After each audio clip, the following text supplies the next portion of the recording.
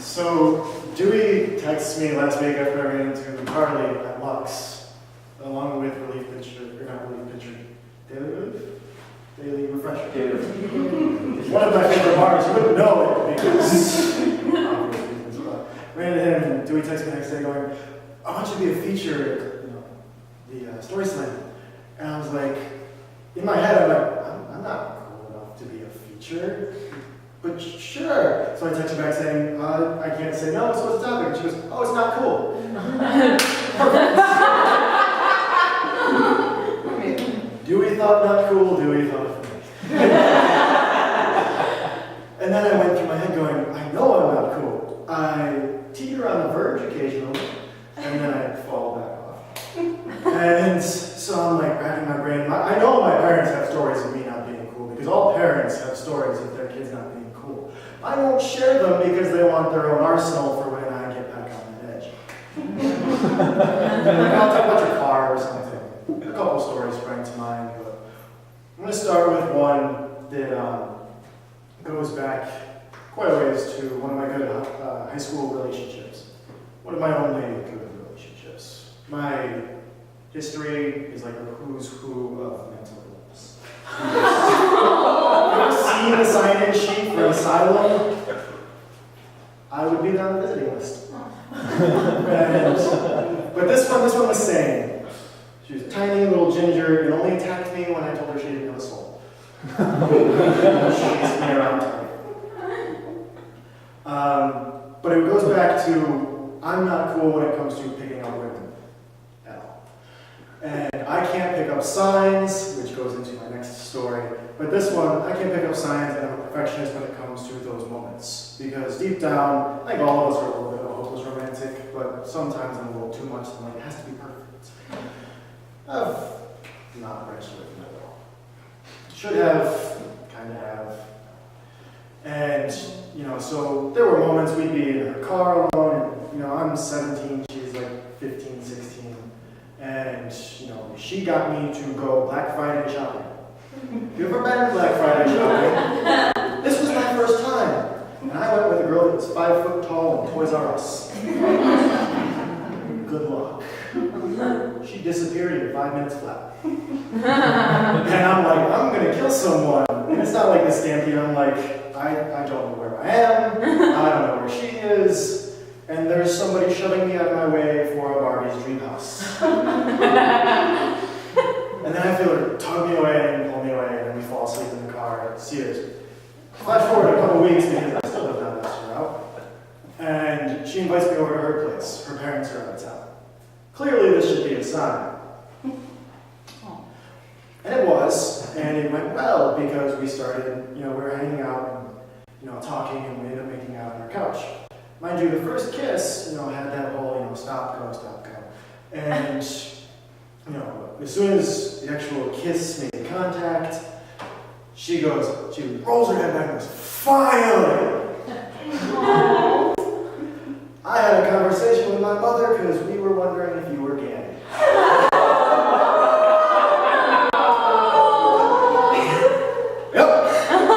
And we continued to make out, and her making fun of me because that's how that relationship went. And Who Wants to Be a Millionaire comes on later. We're still in the middle of our makeout session, and a question comes on. I don't know if you have any minor ADD. I think most people do nowadays. But I hear the question, and it coincides with breathing time, and I answer the question. Never ever answer a Who Wants to Be a Millionaire question in the middle of your first makeout session with someone. Because I look and I answer the question on the TV, and I look back, and I think the whole place got cold. Because she's staring at me and goes, are you fucking kidding me? I was right. I won $10,000. Not cool and not good at picking up signs. So, flash forward to college, dating a new girl, had finally learned a little bit on how to pick up signs. Until one moment where it was over summer, it wasn't with her, And it wasn't anything that led anywhere because I finally picked up on a sign. And it was in a Walmart parking lot where all good stories start. And I was driving my favorite car, and I still miss it to this day. It was an 82 Dodge Rampage. If you've ever seen one or seen an El Camino, it looks exactly like that, but it's Dodge's version. And it's beautiful, and I love it, and it's only gotten me trapped in a hurricane once. And, you know, I'm in Walmart, and I'm 20. This is an important one, because I'm just about to turn 21 in about 11 months. Because 21 is a big one, I'm counting down already. I think I'm still counting down, and I'm already past 21. And so this guy comes up to me, and, you know, big truck kind of guy, southern guy, and he looks at me and goes, "Oh, that's a great car." And I'm used to getting compliments on this car. It's one of the reasons I love it. And, you know, we start talking about the car, and he's like, "You know, I'm from out of town. Do you know of, like, where to go for a good drink?" And mind you, since I moved from town to town, I learned that that is an actual good question. Because it's hard to find a good bar unless you ask. Because I've been to a bunch of shit bars where I have to teach bartenders how to make my drinks. And they don't consider that free because I'm teaching them how to do their job. Don't tell And I tell him, "No, you know, I'm not 21, I can't go. You know, I know there's one down the road a little bit." And he goes, "Oh, well, you know, you seem pretty cool. Do you want to, you know, grab a drink? How old are you?" And I was like, "Oh, I'm 20. And he goes, "Oh, okay. You know, how about you go in and grab us some beers and, you know, we go back to my hotel room and have a couple beers."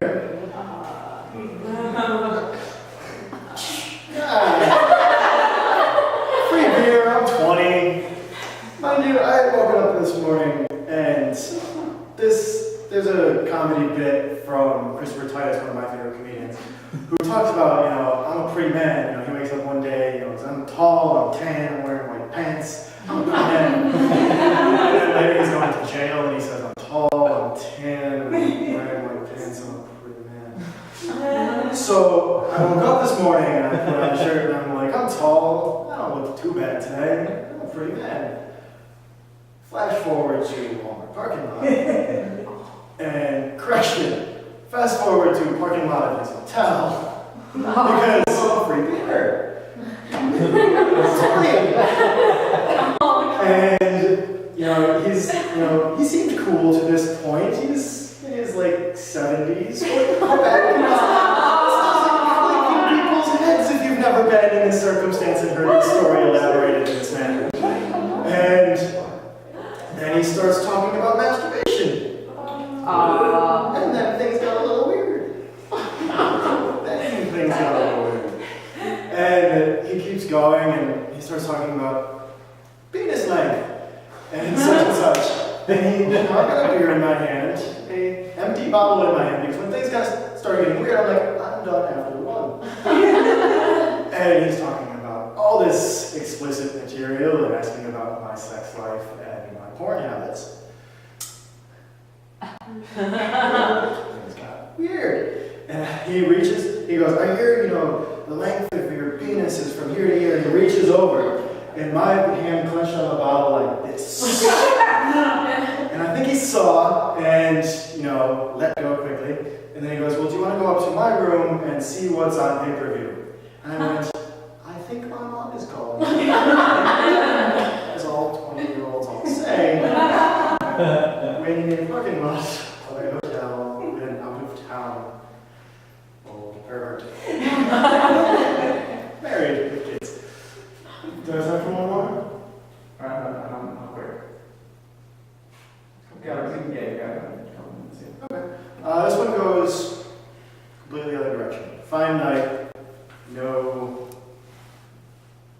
some elderly love interest. This one was a woman, at least. And it's at this New Year's party. My friend invited me, a couple friends invited me, and we're 15. There was alcohol, there was apparently drugs. I was not aware until I got there. And I woke, you know, there was a crush there, a girl had a crush on me. It went well for a little while. And then, 7 o'clock in the morning, I wake up to the completely stoned out of her mind mother making steak. 7 o'clock continually telling me over the night how I reminded her of her Alaskan lover. While her daughter was cuddling me on her bed. And we continue talking, and then the phone rings. And we let her go to an answering machine. Somebody asking for some other woman. We have no idea who it is. And the phone rings again, same thing, phone rings again, same thing. And my friend, who is the reason I know of Hot Dog Day, who went to Alfred, he is the reason for a lot of my stories. He doesn't have a filter. He answers the phone as, you know, a Pakistani Middle Eastern accent. And continues to talk to this guy, teasing him, and then hands the phone off to the girl who I have a crush on. And she pretends to be this girl who he's trying to call. This guy gets angry when we tell him he is drunk and should go to bed. Because we got New Year's, and drunks love being told that they're drunk and should go to bed. And he's like, oh, I know where you guys live. I know, you know, my dad owns the place. And we're like, yeah, whatever, goodbye. 5 minutes later, bang, bang, bang. He was not kidding. Turned out he was drunk, but not an idiot. And he is of girth to the point where the door is bending from his shoulder shutting the door. We are 15 and I am holding a fire poker. Ready until I see that no one's holding the door and the high mother is walking to unlock it. Because he must be a nice gentleman. The night ends with the door opening, me, her daughter, and the other daughter shoving the door closed at 15, a 30-year-old, at least 30-year-old man of girth, somehow pushed by 3 15-year-olds, and then me going back and yelling at my friend because he decided to be a jackass.